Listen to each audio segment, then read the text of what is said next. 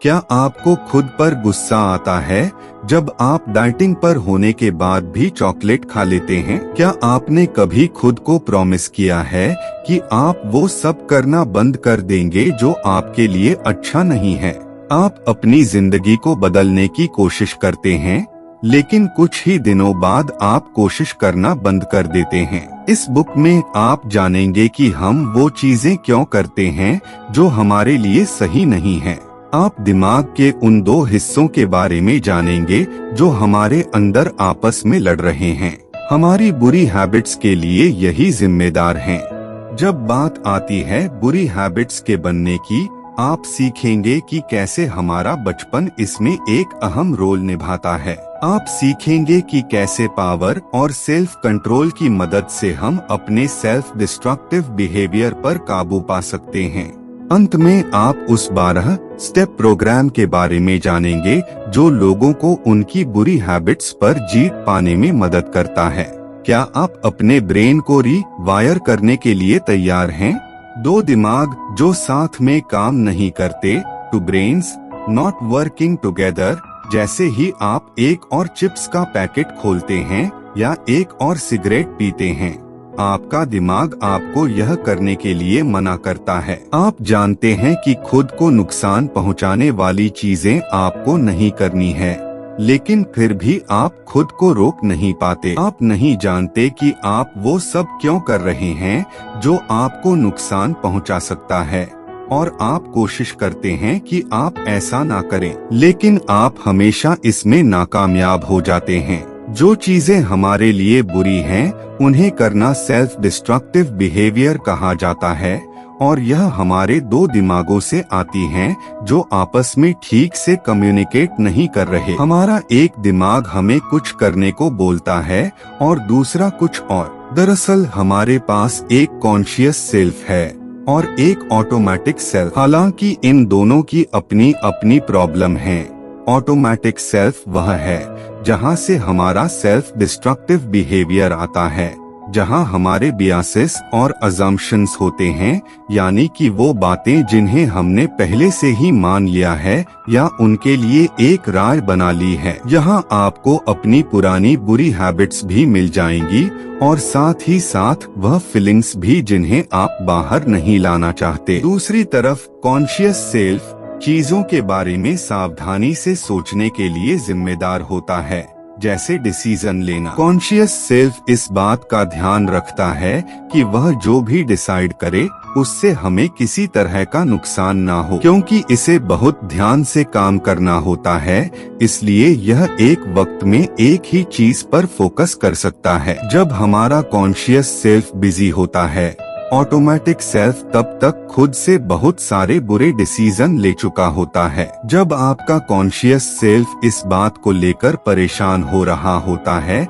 कि किस टॉपिक पर प्रोजेक्ट बनाए, आपका ऑटोमेटिक सेल्फ आपको स्टडी टेबल पर रखी चॉकलेट खाने को कहता है। इस तरह दो अलग अलग बातें कर रहे इन हिस्सों से डील करने का सबसे अच्छा तरीका है कि हम अपने ऑटोमेटिक सेल्फ को अच्छे डिसीजन लेने के लिए ट्रेन करें। सेल्फ डिस्ट्रक्टिव बिहेवियर को रोकना उतना मुश्किल नहीं है जितना कि लगता है। बहुत सारी स्टडीज हमें बताती हैं कि एक इंसान अपने ब्रेन का स्ट्रक्चर बदल सकता है। इसे प्लास्टिसिटी ऑफ द ब्रेन कहा जाता है। जब आप अपने सेल्फ बिहेवियर को बदलने के तरीके सीखते हैं, आपके ब्रेन में सेल्स के बीच नए कनेक्शन बनते हैं। फिर ये कनेक्शन आपके उन पुराने कनेक्शन को बदल देते हैं जो आपको ज्यादा खाने, सिगरेट या शराब पीने को कहते हैं। लेकिन इन नए कनेक्शन के बनने के लिए आपको अपनी नई अच्छी हैबिट्स के साथ कंसिस्टेंट रहना होगा।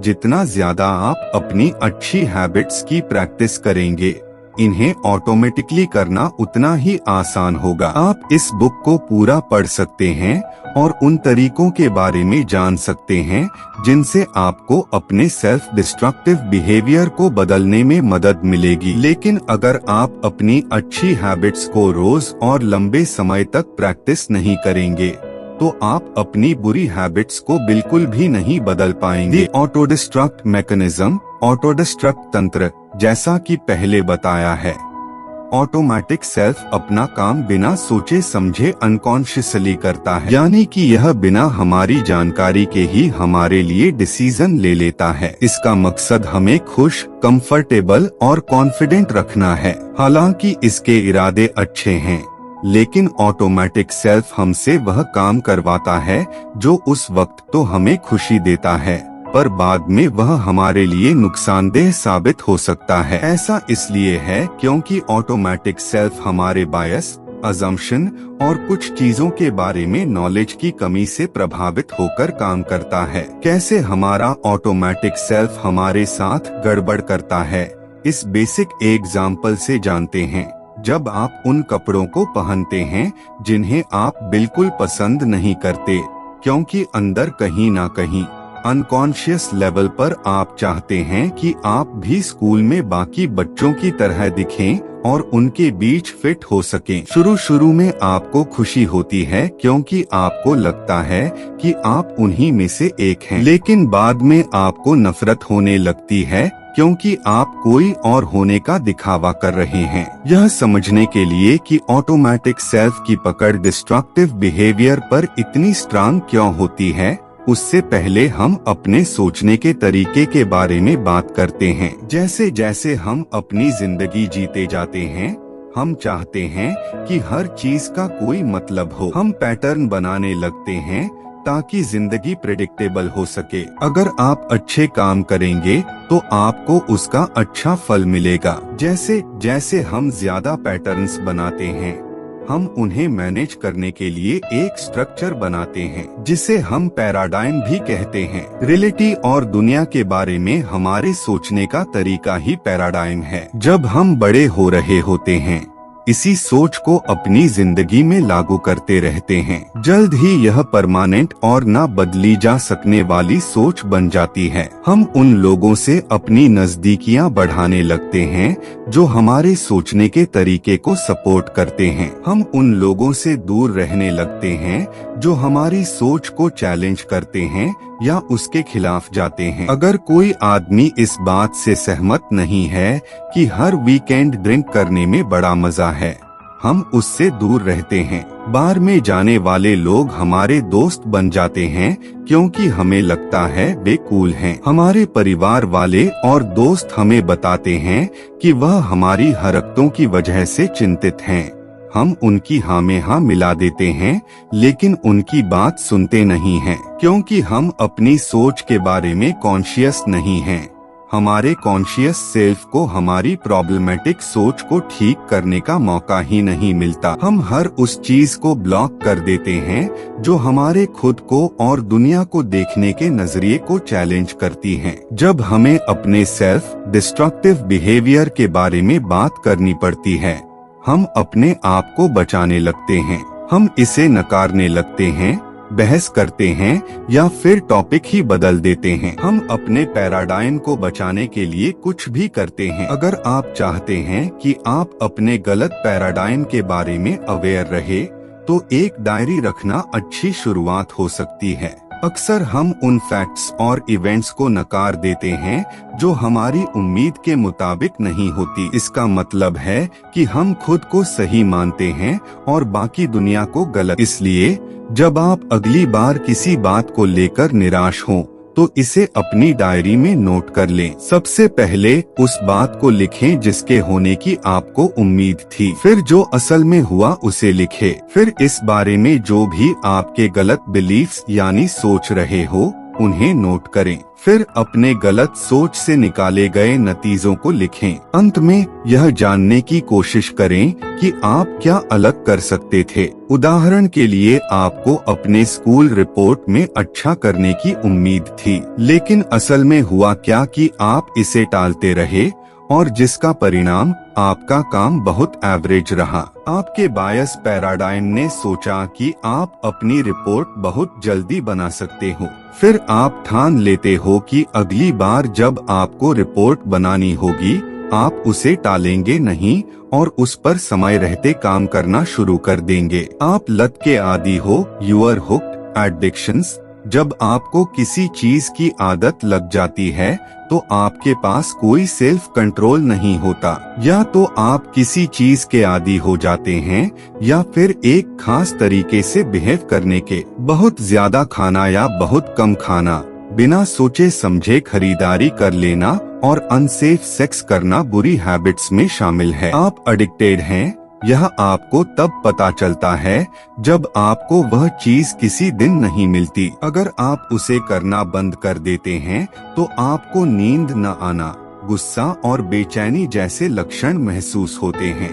आपको लगता है आप जब मर्जी अपनी बुरी आदत को छोड़ सकते हैं, लेकिन आप कभी छोड़ते नहीं। इस तरह आप खुद को बेवकूफ बना रहे होते हैं कि कंट्रोल आपके हाथ में है। सबसे पहली बात, लोगों को किसी चीज या बिहेवियर की आदत पड़ती ही क्यों है? शराब जैसी चीजों की आदत पड़ने को आसानी से समझा जा सकता है। शराब आपको अच्छा फील कराती है, इसके कारण आप खुल जाते हैं और जब आप नशे में होते हैं तो आपका टाइम अच्छा बीतता है। जब शराब आपके बॉडी से निकल जाती है, आप चिड़चिड़े और बोर होने लगते हैं, इसलिए आप अच्छा फील करने के लिए ड्रिंक करते रहते हैं। दूसरी तरफ ड्रग्स आपके दिमाग में जोरदार तलब पैदा करती है। ड्रग्स जैसे कि कोकेन और तंबाकू जैसी दूसरी चीजें दिमाग के उस हिस्से को एक्टिवेट करते हैं जो हमें मजा और खुशी देता है। जब यह एक्टिवेट होता है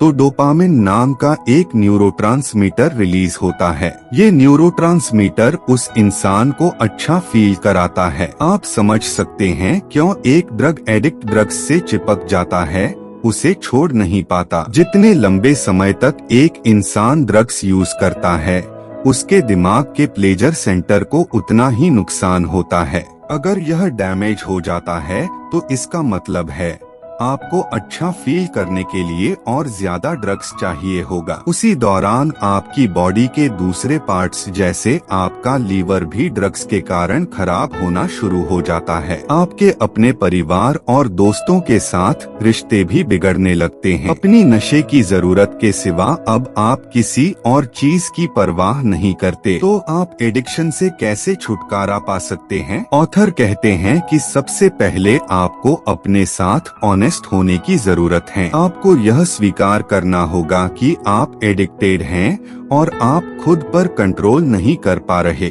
उन लोगों के ग्रुप को ज्वाइन करना एक बड़ी हेल्प हो सकती है जो खुद इससे लड़ रहे हैं। यह याद रखें कि आप अपनी जिंदगी फिर से बना रहे हैं। ऑथर को 12 स्टेप प्रोग्राम की इंस्पिरेशन अल्कोहलिक एनोनिमस नाम की ऑर्गेनाइजेशन से मिली। आपको इस प्रोग्राम के रूल्स को फॉलो करना चाहिए ताकि आप अपनी जिंदगी बदल सकें। यह आसान नहीं है, कुछ दिन ऐसे भी होंगे जब आप हार मानने लगेंगे, लेकिन ये 12 स्टेप प्रोग्राम आपको हर तरह से मदद करेगा। इन स्टेप्स को फॉलो करने से पहले यह पक्का कर ले कि आपके पास एक सपोर्ट ग्रुप हो। अगर नहीं है तो कोई ऐसा इंसान हो जैसे कि एक थेरेपिस्ट या एक दोस्त जो आपकी मदद कर सके। सिर्फ अपनी खुराक पाने के लिए एडिक्शन आपसे वह सब कराएगी जो आप नहीं करना चाहते। झूठ बोलना, धोखा देना, यहाँ तक कि आप चोरी भी करने लगेंगे। एडिक्शन से जंग जीतना बहुत मुश्किल